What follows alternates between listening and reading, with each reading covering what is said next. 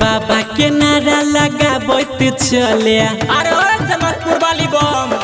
किया हो बाबा के नारा लगा बैठ चले कान्हा पकावर धई के हो रहिया में मटक मटक के ओ डीजे वाला बम कनी गाना बजाए दो किया हो देव घर में नाचे छ भैया के साली कमर में ओढ़नी लपेट के आहो देव घर में नाचे छ भैया के साली कमर में ओढ़नी लपेट के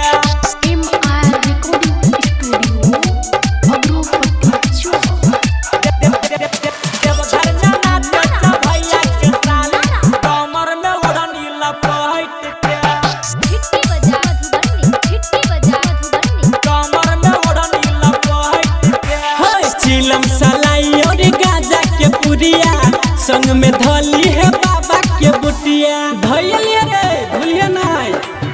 आहो भांग धपुर के अभी छै समैया देव घर न खइबो या पीबो हो भैया डीजे वाला बम गाना बजाई दो साली के कावर में घंटी लगाई दो चले छे सैट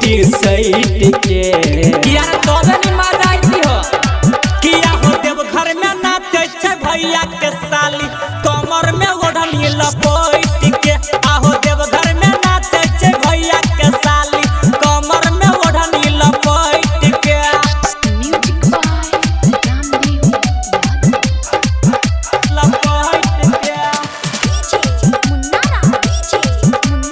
कमर में ओढ़नी लपेट के भैया के साली लपेट के भक्त छियै हम भोला महादेव के कहिए किन तू बात रामदेव के हर हर महादेव आहो इहे त मौज छै बाबा नगर में साथे मिलन होते सुधीर देव घर में सुनै रे सूर्य देव मनीष सुनै रे सूर्य देव मनीष जलवा चढ़ै हे तू बैठ के आ गर्मी से त पूरा पसीना छूटी होते किया हो देव घर में नाचे छै भैया के साली कमर में ओढ़नी लपेट के आहो देव घर में नाचे छै भैया के साली कमर में ओढ़नी लपेट के किया हो बाबा के नारा लगा बैठ चले अरे ओ जनकपुर वाली बम